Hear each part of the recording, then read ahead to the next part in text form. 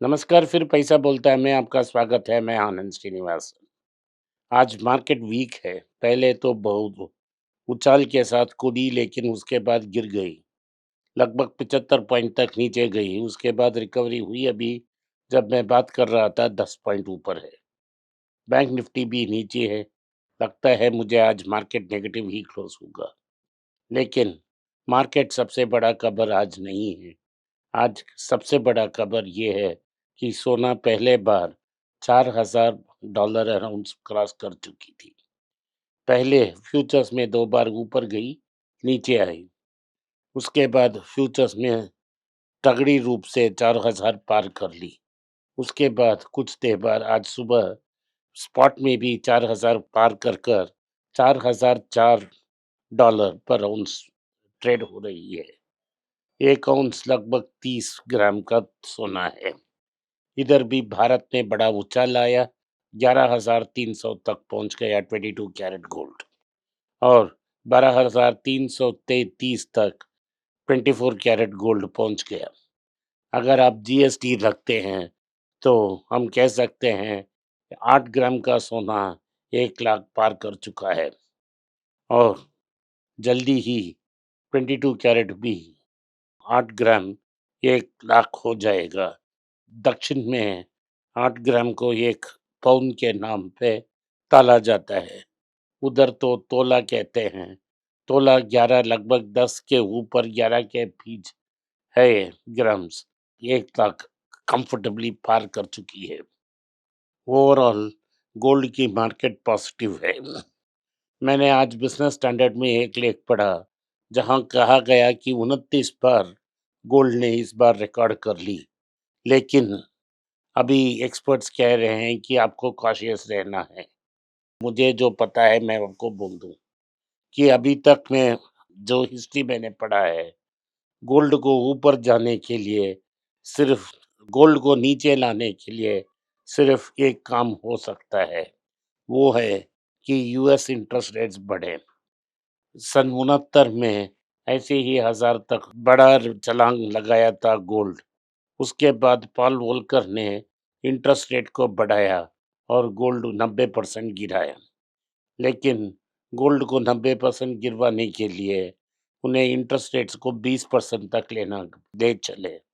इधर अगर आप गोल्ड को करेक्ट करना चाहें तो रेट को 10% तक लेना जाना चाहिए। लेकिन मुझे लगता है कि ट्रम्प को चाहिए लोअर इंटरेस्ट रेट्स और कदाचित इंटरेस्ट रेट 10% तक नहीं जाएगा। दूसरी बात ये होना चाहिए कि यूक्रेन और रूस का जो युद्ध है वो रुकना चाहिए और रूस का जो पैसा है अमेरिका को वापस देना है। लेकिन होने वाला नहीं है। अभी युद्ध चल रही है और अमेरिका में बात चल रही है कि यूक्रेन को टोमाहॉक मिसाइल्स दें ताकि वो हमारे रशिया पे मोर डैमेजेस कर सकें। तो रशिया और चाइना सोना खरीदते ही रहेंगे और प्राइस को ऊपर पुश करेंगे। तो 2 कारण हैं कि अमेरिका में यील्ड कम होती जाए, इंटरेस्ट रेट को कम करने की डिमांड और दूसरी बात जियोपॉलिटिकल टेंशन के कारण सेंट्रल बैंक्स डॉलर को बेच के गोल्ड खरीद रहे हैं। इन 2 कारणों के कारण गोल्ड ऊपर जा रही है। अगर आपने ठीक से पढ़ा है तो गोल्डमैन सैक्स ने अनाउंस किया है कि इस साल के अंत तक गोल्ड का दाम $4,900 तक पहुंच सकती है अगली 12 महीने में। इसका मतलब है सोना लगभग 14,000 पर ग्राम तक जा सकता है, ये उनका अनुमान है। मेरा ये कहना है कि अगर ट्रंप ने अटैक किया फेडरल रिजर्व को अगली मई में और एक डमी को गवर्नर बनाया, तो गोल्ड जल्दी ही 4,900 पार कर सकती है।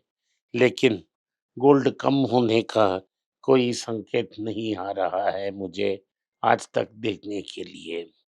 तो मिंट में मैंने एक आर्टिकल पढ़ा और इसे हमने वेलचेरी एरिया चेन्नई में भी देखा कि फोमो के कारण लोग ज्वेलर्स के आसपास जा रहे हैं और भारी सेल्स हो रहा है। तो ये अगर टाइटन ने 20% की सेल की इंक्रीज की अनाउंसमेंट कही है वो कह रहे हैं कि उन्होंने लॉकर स्कीम लॉन्च किया है।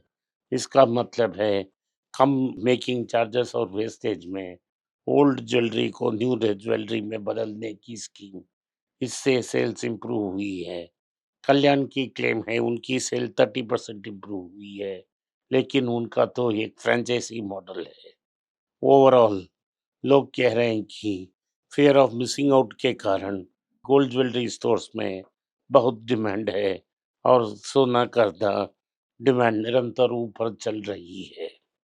तो ये रहा सोने के बारे में हमारा विश्लेषण।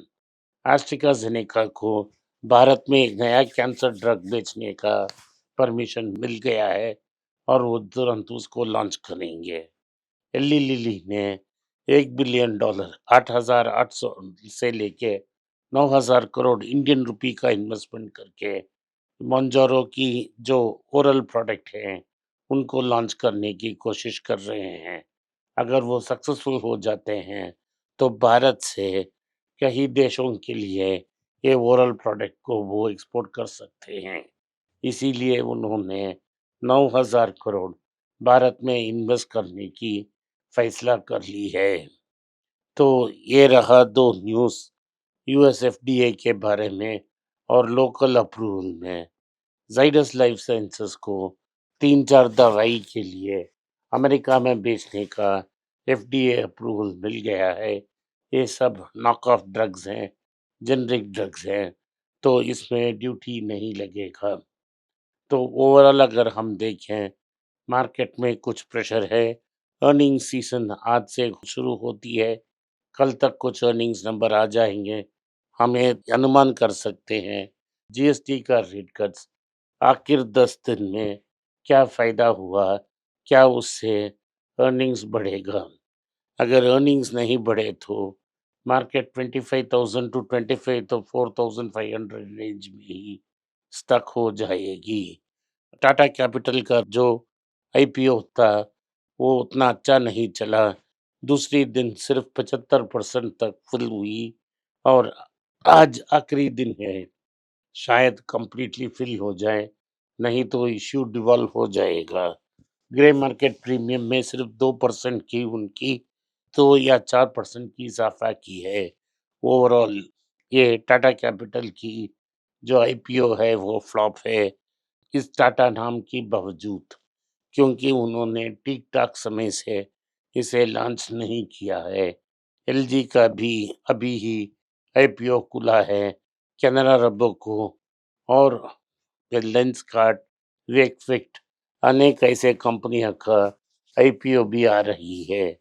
अभी लोन्स अगेंस्ट शेयर के लिए तो 1 करोड़ और आईपीओ के अगेंस्ट फाइनेंसिंग के लिए हर आदमी को 25 लाख का छूट दिया गया है।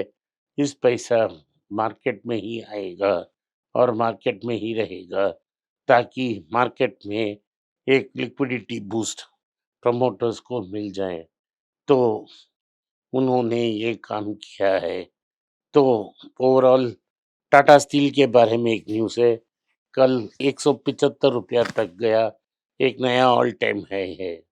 लोग कह रहे हैं कि इसको बेचें, लेकिन चाइना में कुछ प्रॉब्लम्स आए हैं तो इलेक्ट्रिक फर्नेसेस और ब्लास्ट फर्नेसेस को शट कर रहे हैं, जो एक्सेस कैपेसिटी को किल कर रहे हैं। और भारत ने भी चाइना की विरुद्ध एक्सपोर्ट टैक्स लगी है। इन सब के कारण स्टील की प्राइसेस में बढ़ोतरी हुई है, मार्जिन भी अच्छी है और टास्टा स्टील का रिकवरी भी स्पेक्टेकुलर हो रही है। आज के लिए इतना ही। आपने इस पॉडकास्ट को सुना, इसके लिए मैं आपका आभारी हूँ। हो सके तो वीडियो को लाइक कीजिए, चैनल को सब्सक्राइब कीजिए और बेल नोटिफिकेशन दबाएं। इस वीडियो को अपने दोस्त और रिश्तेदार के पास भेजें और उन्हें देखने की आग्रह करें। नमस्कार, धन्यवाद, जय हिंद। नीचे एक ईमेल स्क्रॉल हो रहा है, इसका ईमेल एड्रेस है पैसा बोलता है .np@gmail.com। अगर आप मुझसे संपर्क करना चाहते हैं तो इस ईमेल में मेल भेजें, मेरी टीम आपसे बात करेगी। फिर से बता रहा हूँ मैं, पैसा बोलता है .np@gmail.com। इसमें आप मेल भेज सकते हो, मेरा टीम आपसे संपर्क करेगा।